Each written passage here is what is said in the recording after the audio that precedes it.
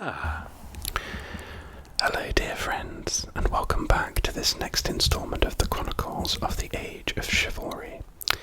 We are currently enjoying the life and times of Henry III, and some unique perspectives on his life and times.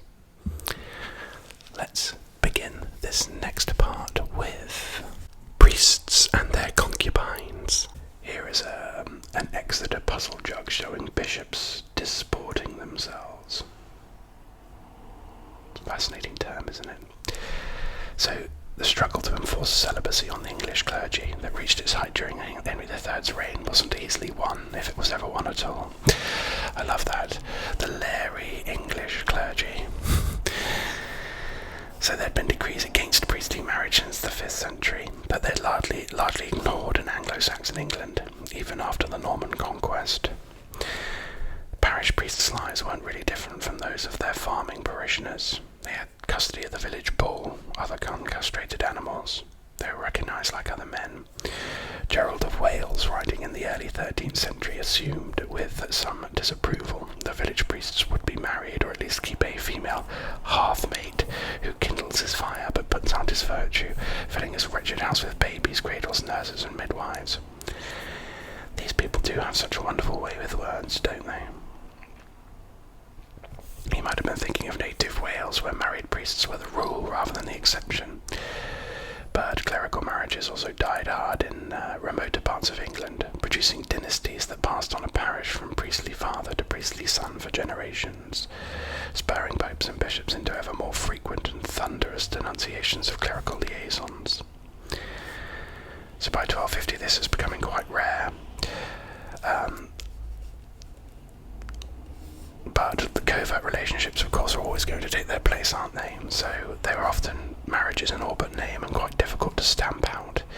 So an official visit of Kentish parishes in 1293 demonstrated of 20 visited, nearly half contained priests illicitly living with women, one of whom fled from the investigators with his heavily pregnant companions. Wow, can you imagine that, just kicking the door down? Is there a woman in here? It's outrageous, isn't it? Most were chaplains and lesser clergy, but the worst offender was the vicar of West Hythe. When his first partner died, after bearing him ever so many children, he took up with a certain Chima Tucklid, whom he often consults within a hut or in ditches. Right. The vicar was dismissed while Chima was whipped thrice round the marketplace and thrice round the church. It's horrible, isn't it? Punishment for clerics could be severe. An inveterate Sussex offender was sent on a hazardous penitential pilgrimage to Rome, Spain and Germany, but sentences on their partners were usually much harsher.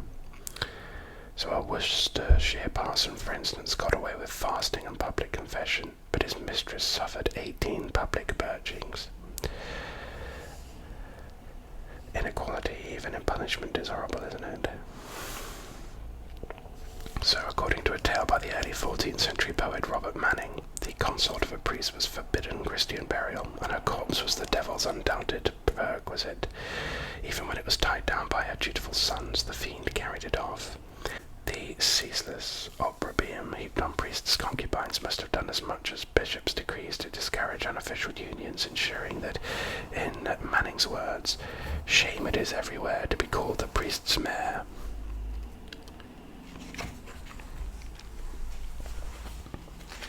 I mean, just being called a mayor is pretty outrageous to begin with, isn't it? So we just learned a little bit about, in the Chronicle, the little poor man, St. Francis. I don't think we need to go into too much detail here, because this is obviously giving us the historical background to the Chronicle we just read about St. Francis. But here are some lovely photos. Here, this is the church of San Damiano, where it was first that St. Francis heard the call of God to rebuild the house that was falling into ruins. Humble little Italian church there. Wonderful little construction. I love the tiled courtyard here, the little, I don't know if you can quite see that, but the little latticed tiling. And here he is, as he's often remembered, preaching with lots of birds. Here's a Life of St. Francis by Giotto. so inspired a lot of reverence and artwork. So we've got Frederick II here as well, the Emperor. Frederick II, Holy Roman Emperor, I think. Here is an account of Frederick II's wedding to Henry III's sister Isabella. And here is a bejeweled tiara belonging to Frederick II's mother Constance, the heiress of Sicily, found in a tomb in Palermo. It's a beautiful tiara, isn't it? So admirers of Frederick of Hohenstaufen called him Stupamundi, the wonder of the world. So they obviously admired him very, very much. The Italian Franciscan chronicler Salimbene de Adam reported that epithets from Revelations were used for him, the dragon or the beast. In his person he combined different traditions as well as opinions. His father was Henry VI, King of Germany, and Holy Roman Emperor. His mother was Constance, last representative of the Norman royal dynasty of Sicily. He was born in 1194, became an orphan by the age of 4, and in the guardianship of Pope Innocent III. The empire was embroiled in a struggle between rival contenders. We have Otto IV and Philip of Swabia, and Sicily lay uneasily under papal rule. Its various racial communities at each other's throats. Otto was defeated at Bouvines in 1214, so in 1215 Frederick was crowned king at Aachen on the marble throne of Charlemagne. His main concern was to rebuild his dynasty's fortunes in the south of Italy where he'd grown up. So Sicily was the most sophisticated monarchy of its day. It was on the border of 3 worlds, the Latin west, the Muslim south, and the Greek east. Arabs and Greeks peopled the suburbs of its capital Palermo, and at the Great School of Medicine at Salerno, the most advanced in the world, Greeks, Latins, and Muslims studied and taught. See what happens when we all get together. Sicily's bureaucratic government employed Arab personnel and language, and its monarchy even bequeathed some Arab words to the English language. Its chief officer of state was the Amiratus Amiratorium, the Emir of Emirs, from which the title Admiral comes.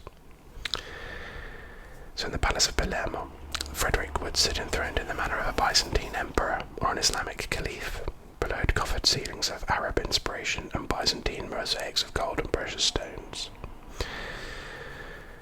He was isolated in splendour. His mind was too remote from his contemporaries. He shocked Muslims and Christians alike by his scepticism. According to his great and unremitting enemy, Pope Gregory IX, Frederick is said to have asserted that the world has been deceived by 3 men, Jesus, Moses, and Mohammed. And when the emperor went on crusade, the Pope excommunicated him, suspecting his motives. Interesting that we have somebody in such a prominent position having quite atheistic opinions. So he was ahead of his age in his thinking. Writing on falconry, he made the novel claim that his work was based on his own observation and experience, not of works of stale antiquity. But applying the same principle to his religion was inimical to the Church, so the Pope declared that he was the Antichrist, the harbinger of the world's downfall and the Second Coming. His imperial strategy was to subject the north of Italy and link his southern Sicilian and northern German kingdoms. So he had to crush the power of the Pope and the region's wealthy city-states. So the two formed natural allies. Gregory IX incited the cities to rebellion, and in 1237 Frederick began a monumental struggle to subdue them. Although Gregory died in 1241, Frederick imposed his own candidate, Innocent IV, as his successor, and his new pope proved just as intractable as the old. Having fled from Rome to Lyon, Innocent called a full council of the church in 1245 and solemnly declared Frederick deposed. A league of Italian cities then inflicted a decisive defeat on Frederick's army at Vittoria in 1248, and in 1250 at Lucetta the emperor died, his schemes in ruins. He was entombed next to his father and grandfather at Palermo Cathedral. So it's quite interesting actually. It seems like his little biography there, it seems a little bit like the archetype of the fantasy emperor. If you see a lot of fantasy fiction or creations, his machinations seemed quite similar to what you'd expect of that.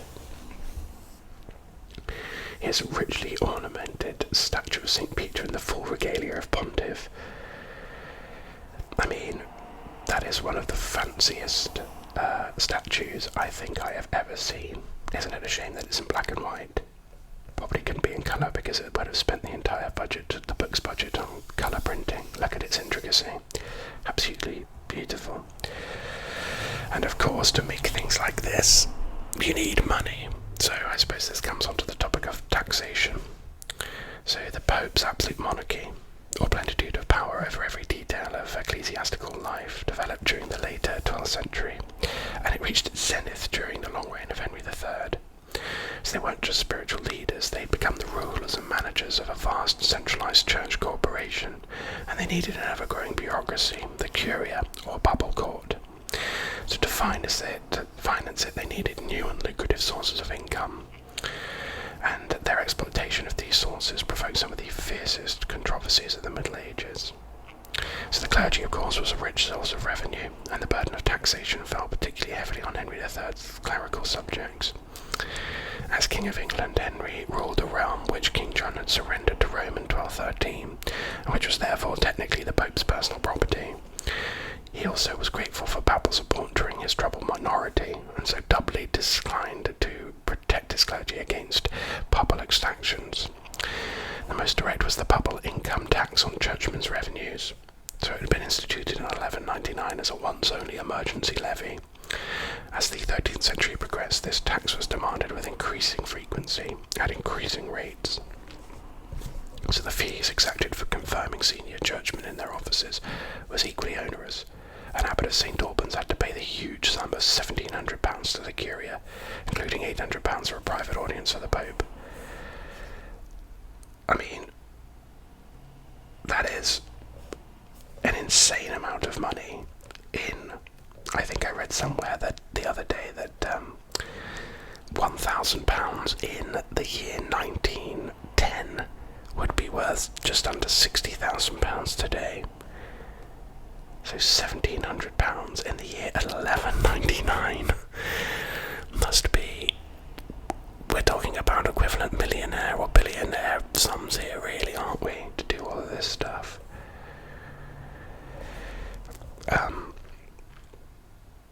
So this abbot was forced to borrow money from the Pope's Italian bankers, and then was fined for condoning money lending. Brilliant. Money all the way down. Provisions that enabled popes to intrude their own candidates into ecclesiastical offices was especially resented. So the system could result in an absentee foreigner, generally an Italian member of the curia, receiving the fees of an office he didn't perform in a country he'd never see. And this drew howls of protests from chroniclers like Matthew Paris, who complained that absentee aliens were being granted English benefices worth over £40,000 a year. And in 1231 it provoked armed resistance, led by an outraged Yorkshire squire who had twice seen Italians intruded into an office in his gift. So the modern view of provisions isn't so damning. They mainly affected cathedral offices, which were in any case often given to absentee priests in royal or aristocratic service. They weren't anything like, they weren't really widespread as the contemporaries believed.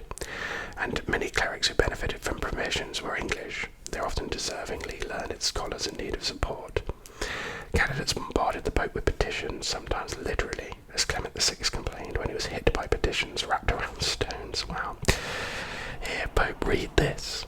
Throw a rock at someone. Could you imagine that? At your boss. Hey boss, I've got an idea. I don't want to use the suggestion box. I've wrapped it in this rock. And then you throw it at him. Or them. That was a little bit of bias there, wasn't it, for me to instantly say him.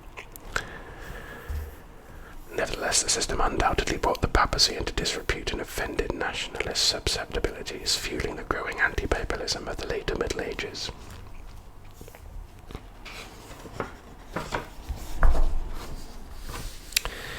Lovely English Gothic sculpture.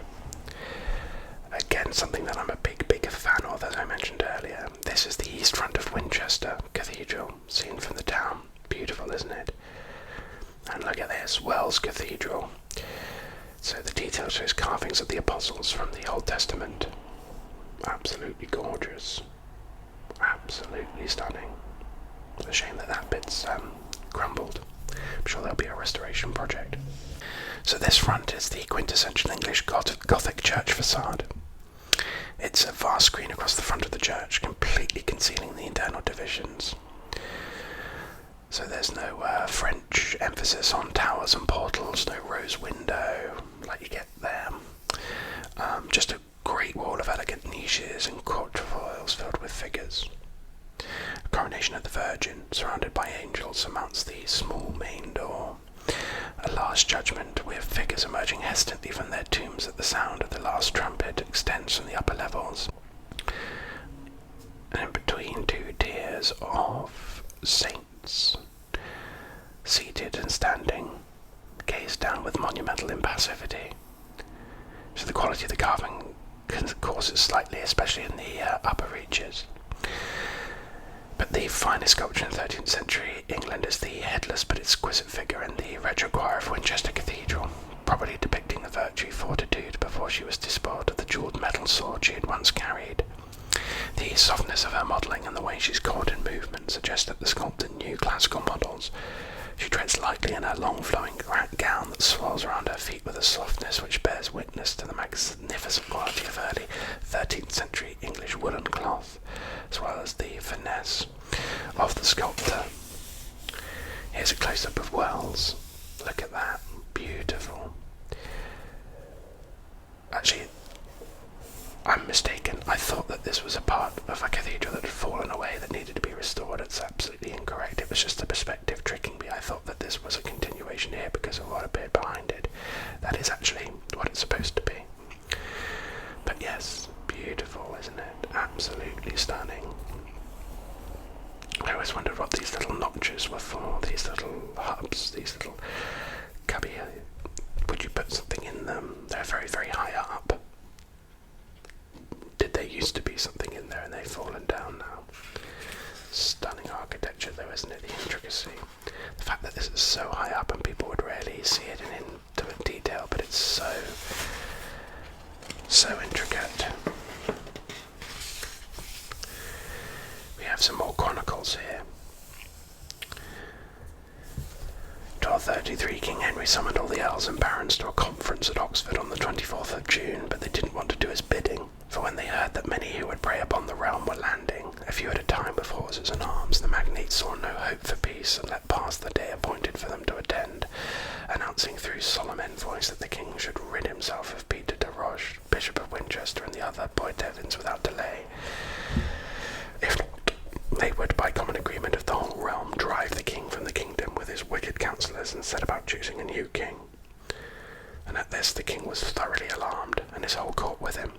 Then Peter de Roche, Bishop of Winchester, advised the king to take up arms against his rebellious men, and to confer their lands and castles on the Boydevins, who would protect the kingdom of England from its traitors.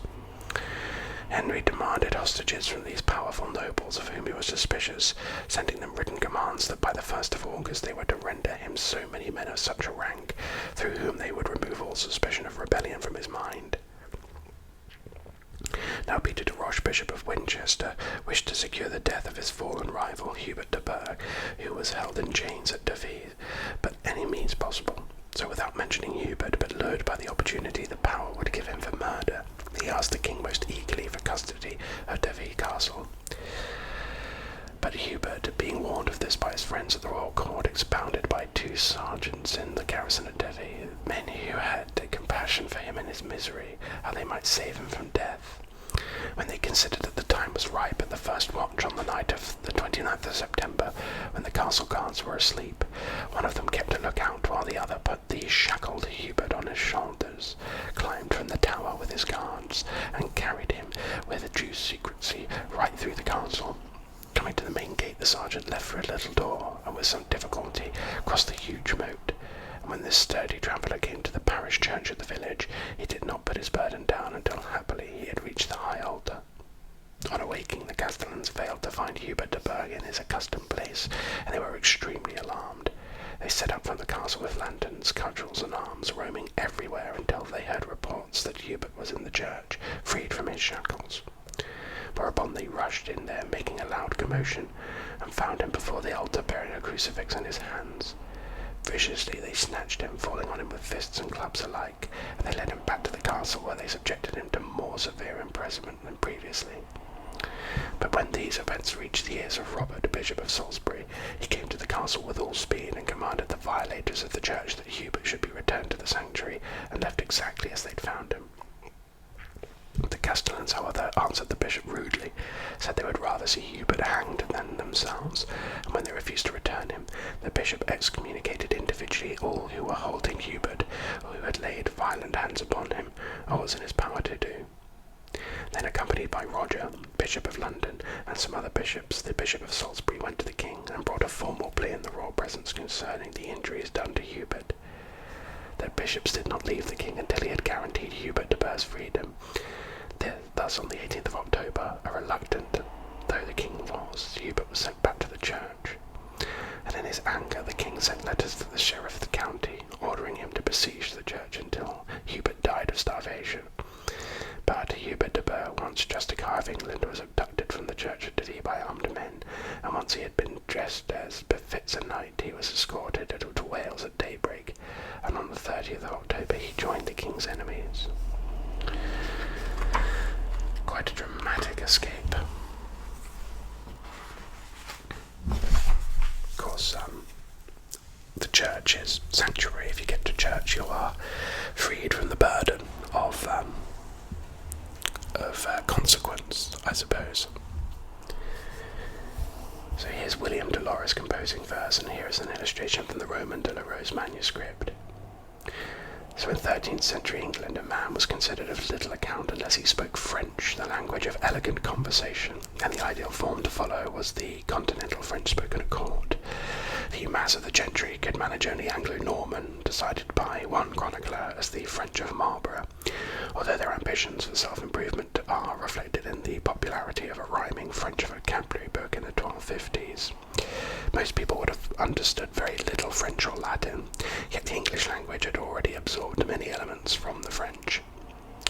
Romance is used to denote literature written in French, and also in a more limited sense to describe a particular genre of literature. Highly popular with the 13th century noble and knightly classes, its most obvious characteristic is its emphasis on individuals rather than groups. The feelings and aspirations of main characters are minutely analysed. The most celebrated work is The Roman de la Rose, a poetic allegory that epitomises courtly love, and was initially composed in the 1230s by William Dolores. The personification of love reigns over a garden in which a youthful hero seeks a rose guarded by symbolic obstacles to true love. And contemporary readers doubtless interpreted the poem as referring to human love, although it's equally effective as an allegory of spiritual love. That's the image that we often think of, isn't it? The knights and their courtly romances. Houses and homes, look, there's a drawn thread work here decorating a noble's bed underneath the woolen coverlet. Doesn't look very comfortable to me. And here is a richly embroidered wall hanging. That's often what we associate, don't we, with noble houses of the medieval era.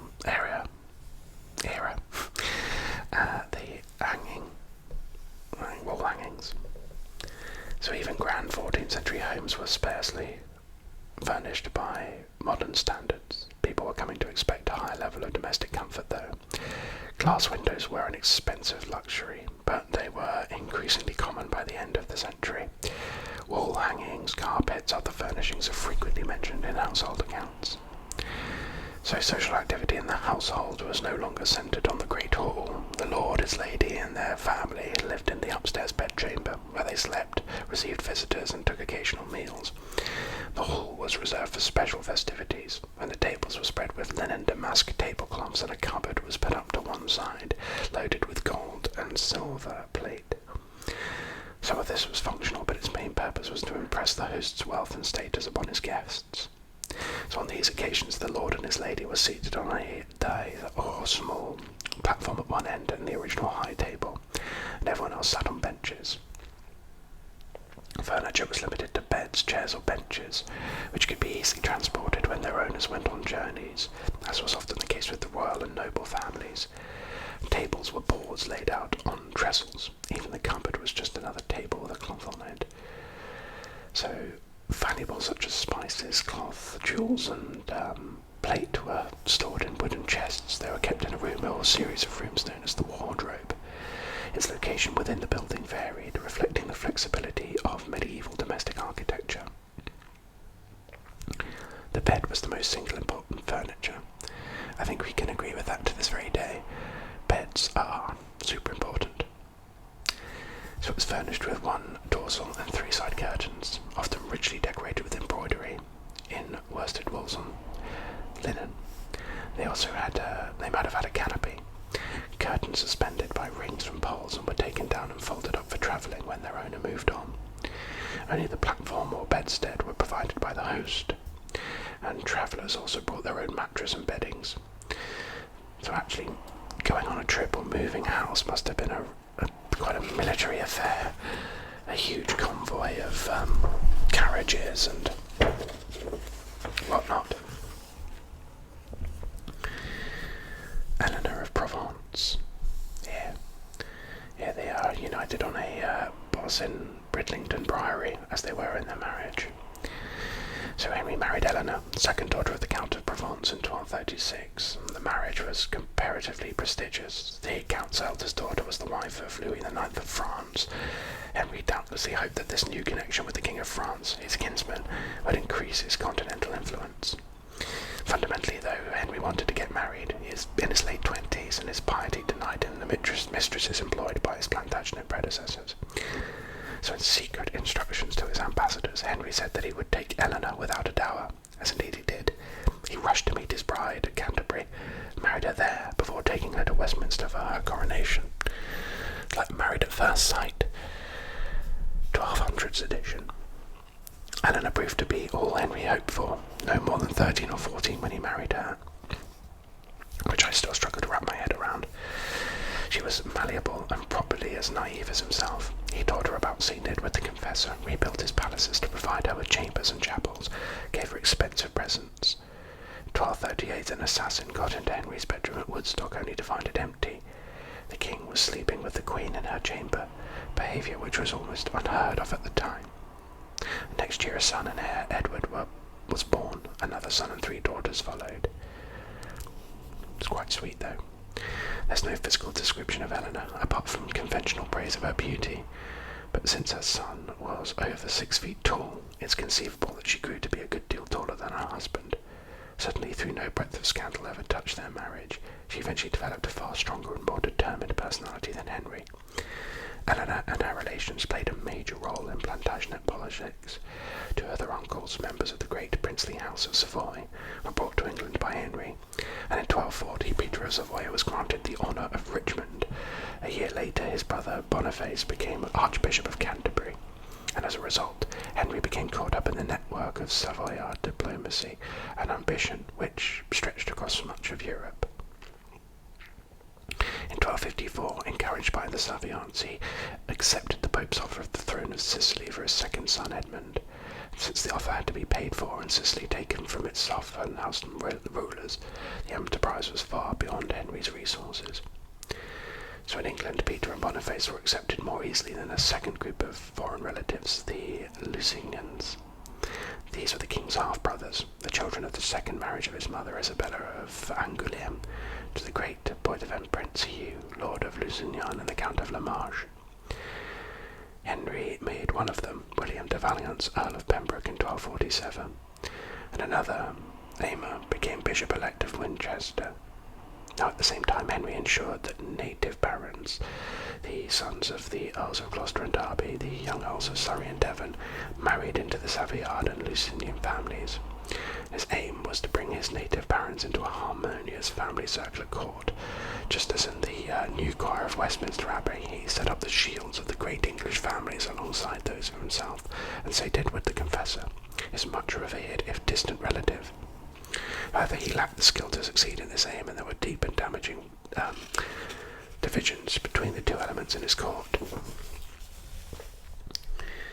Could hear the Devil's Horsemen, a medieval image of the Mongols, and their feared leader, Genghis Khan. They, of course, cut a huge swathe across Europe and the world, really. Yarmouth fish dealers, that's in Norfolk, faced bankruptcy in 1238 1248, for their regular customers from Russia and the Baltic had failed to appear. Few perhaps connected the consequent glut of herrings with the astounding news from the court that Henry III received friendly envoys from the Muslim arch-enemies of Christendom, and even from the fanatical Islamic sect of assassins or Hashashins. Yet the threat which kept the Russian merchants at home had also provoked the Saracen overtures. A new power had arisen in the distant east, and now menaced Christian and Muslim alike. Vague rumours of this power had been circulating for years, some optimistically linked with Prester John, the fabled Oriental monarch destined to destroy Islam. Others, however, spoke ominously of the hellish forces of Tartarus, unleashed by the Antichrist to herald the Last Judgment. Even the wildest rumours could scarcely do justice to the Mongols, the devil's horsemen from the East Asian steppes who conquered half the known world during the 13th century. Their meteoric rise and inexorable expansion began in 1206, when their prince Temujin assumed the title of Genghis Khan, the universal ruler, and earthly incantation of the eternal blue sky.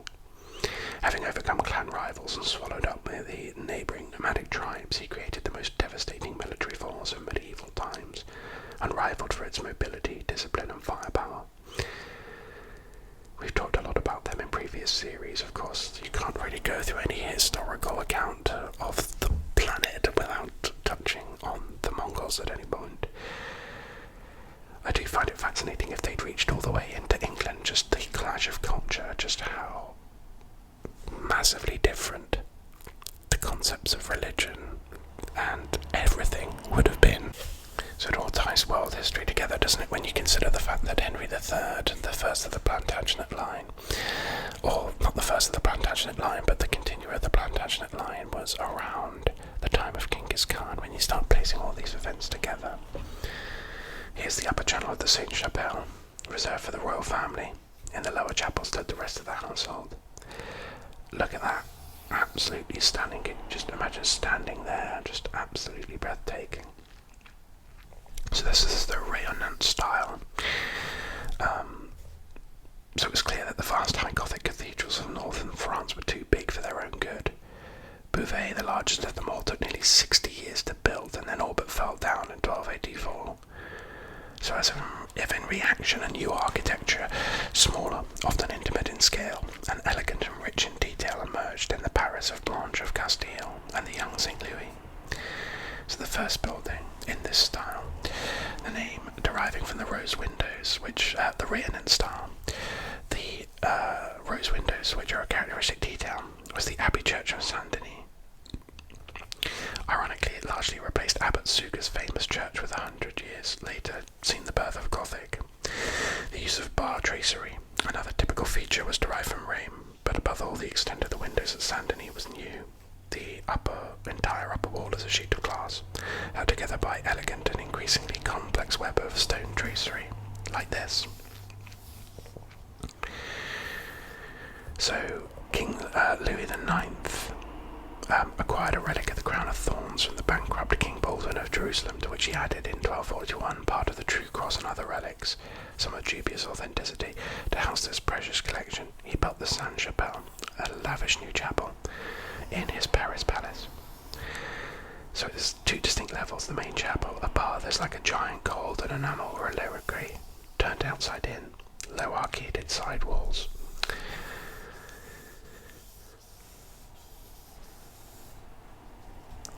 Beautiful.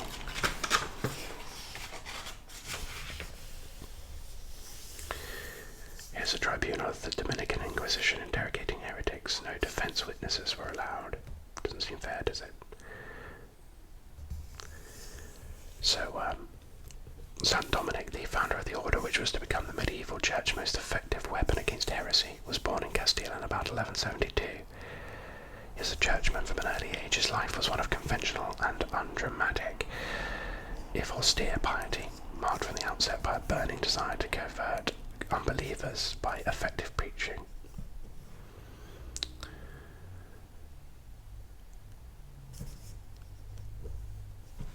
Just looking here at some of the chronicles here.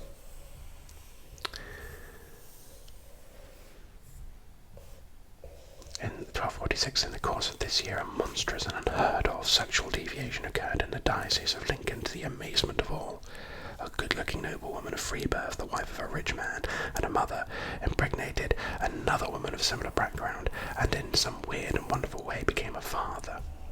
When this pair had produced 2 sons, with another infant on the way, the mother, overcome with repugnance at the unnaturalness of their crime, made a charge against them both in public, and forced the other woman to open confession. She, in a disgusting attempt to minimize her guilt, shamelessly accused her own mother, saying that she had practiced the same vice. The Bible in the gloss on the passage in Genesis, male and female created he, them, makes mention of such things. It says that there are people called androgynes, that is, some sort of hermaphrodite, from the Greek ana man and gune woman, thus called because they both take the active as well as the passive role in sexual intercourse, and both have the power to give birth and beget in turn. Such people have a deservedly abhorrent and filthy reputation.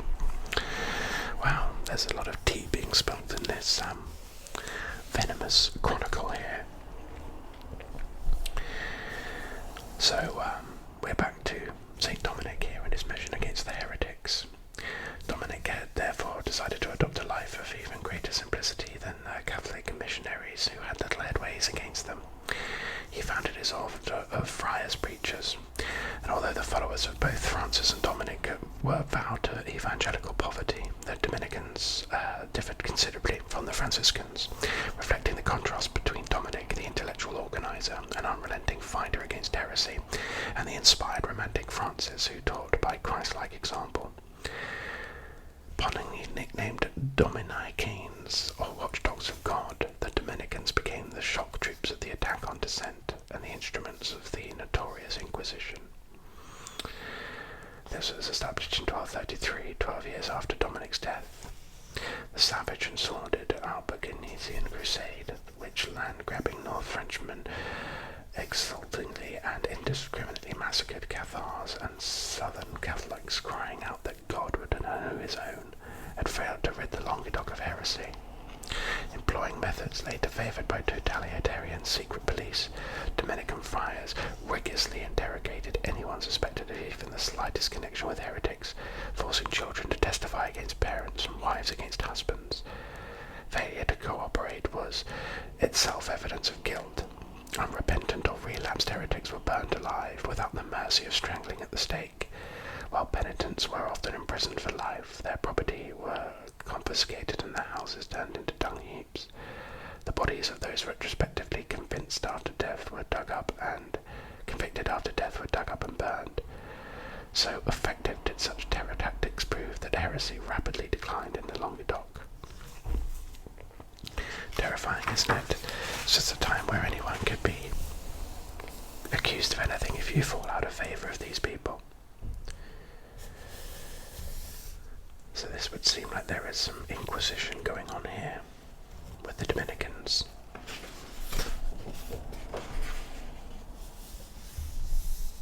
Which way Jerusalem? During the 13th century, the Holy Land had to compete increasingly with Spain under Moorish rule and the southern shore of the Baltic. And it was a destination for men who wanted to fight the heathen and win remission of sins. So in addition, there were opportunities to crusade even closer to home. Here, Louis IX of France sets out from Aigues-Mortes on a second attempt to assist the Holy Land. He died beneath the city walls of Tunis in 1270 without reaching the Holy Land. And here are crusaders besieging the Egyptian town of Damietta in 1219. So despite their vigorous efforts, Acre fell later in the year, spelling the end of crusading and the irretrievable loss of Jerusalem.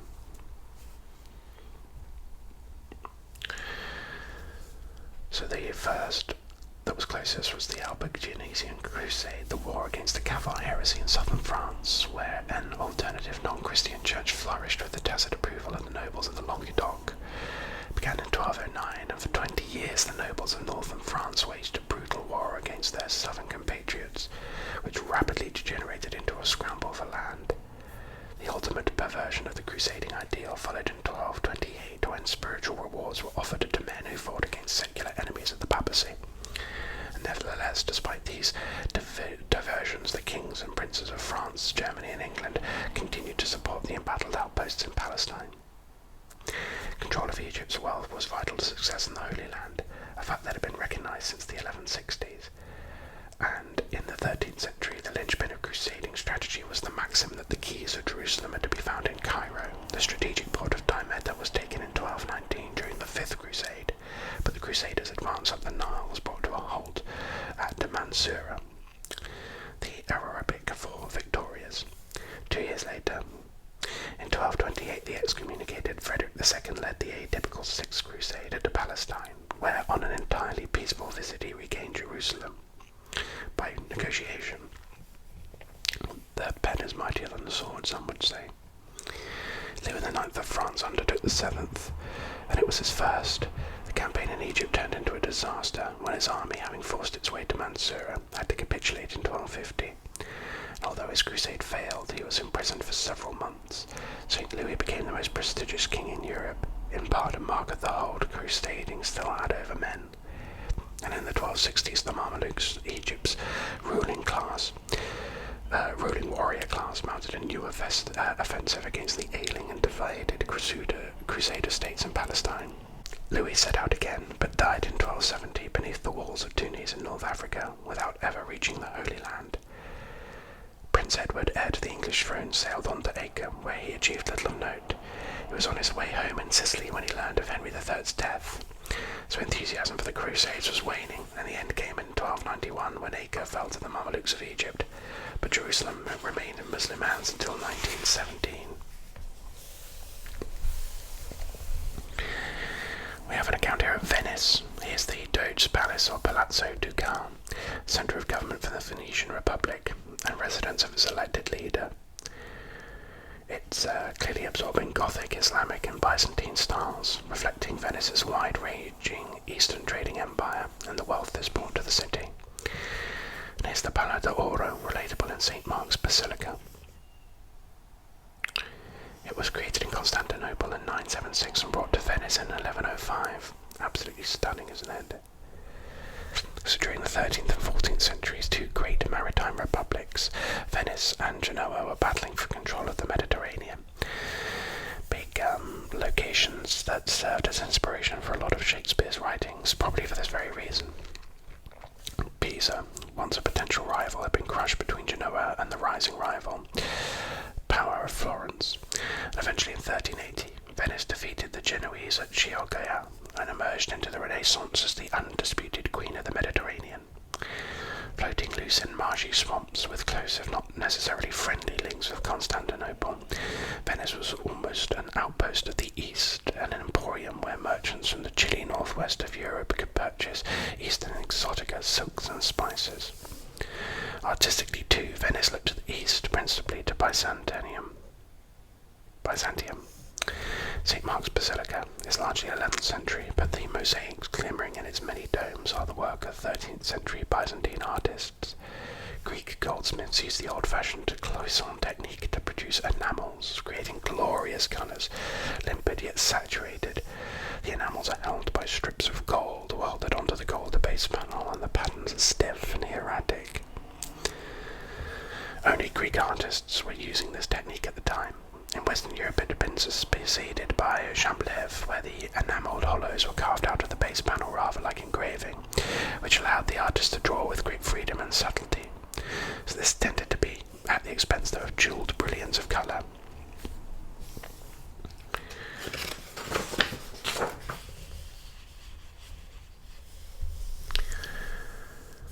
The Pastoral. Louis IX's mother, Blanche of Castile, was first welcomed by the Pastoral, and violence was never very far from the Pastoral as they roamed France. So this movement, the movement known as the Pastoral or Crusade of the Shepherds, began in northern France and Flanders in the spring of 1251, and originated in an immensely successful preaching campaign led by a renegade Cistercian monk, the Master of Hungary. Now we've got a little account here, I think. Yes, 1251 from the Chronicle. At about this time, Henry III was daily and rapidly losing the affection of his native-born subjects. Like his father John before him, Henry attracted and enriched all the foreigners he could. Englishmen were spurned and deprived as outsiders were brought in. The king's brother Richard, Earl of Cornwall, the queen's uncle Boniface of Savoy, Archbishop of Canterbury, and his brother Peter, Count of Savoy, Aymer de Valence, the king's half-brother and bishop-elect of Winchester, and Peter of Aigueblanche, Bishop of Hereford, among others, invited him from all quarters. In this way many kings had arisen in England, snatching wagons and horses, provisions, clothing, any of the necessities of life. What was more, the Poitevins busily oppressed the nobles of England, particularly the religious, in thousands of ways. If one to recount only the injuries inflicted by William de Valence, another half-brother of the king, on the abbot of St. Albans and the prior of Teignmouth, it would be enough to bring tears to the eyes. And at the same time, Satan, enemy of mankind, saw that the Christian faith was faltering, even in its fair land of France, and in order to bring about its complete collapse, he was busy with a new kind of trickery. There was a certain 60-year-old Hungarian who had mostly wickedly forsaken the Christian religion from his earliest years. This impostor, with no authority from the Pope nor the backing of any prelate, wandered all over the place preaching, for where he had learnt French, German, and Latin. He declared falsely that he had been commanded by the Blessed Mary, Mother of God, to call together shepherds and other herdsmen, the pastoreaux.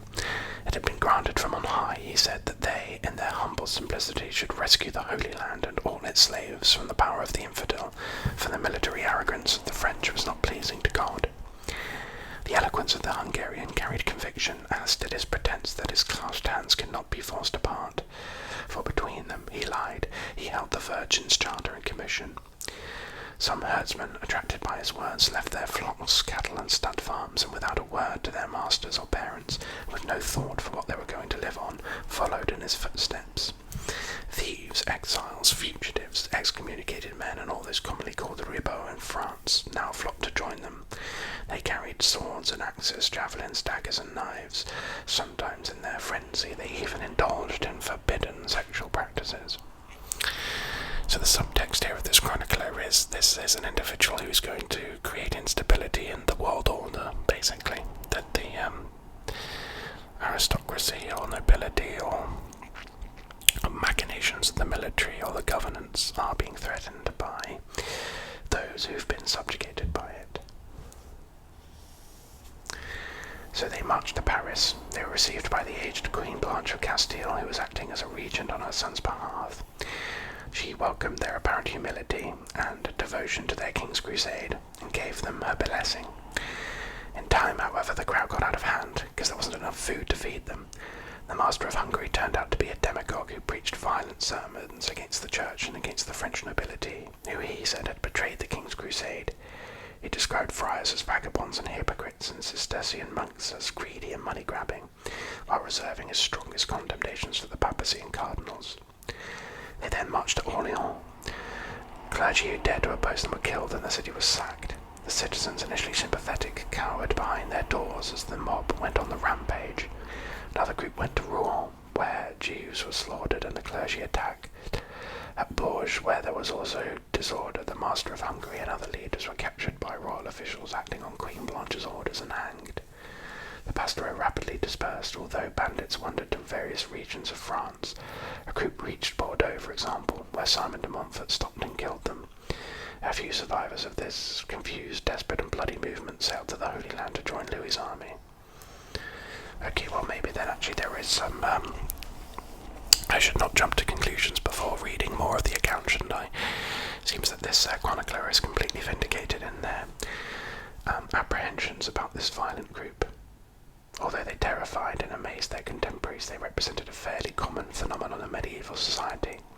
They were similar to other large, disorganized, and ultimately tragic enterprises, like the peasant armies led by Peter the Hermit during the First Crusade, or the appalling Children's Crusade of 1212, during which some of the young pilgrims were sold into slavery, and others died of disease. Like the pastoreaux, Peter the Hermit's followers became violent, killing Jews and looting as they travelled. Also, like Peter, the master of Hungary was a popular preacher who, in a long medieval tradition, a prophet who claimed a closer relationship with God than the established clergy and influenced his followers to attack the established church. The harsh conditions of medieval peasant society were the source of these mass movements. Grinding poverty and fantastic religious aspirations inspired the participants to leave their homes in a hopeless cause.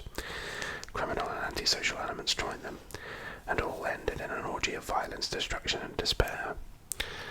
And unfortunately, I would argue that that carries on to this very day, thousands of years later. And that seems like a good place to put a pin in this chronicle at this stage. I look forward to having you join me for the third and final instalment of Henry III's Life and Times, coming soon. But until then,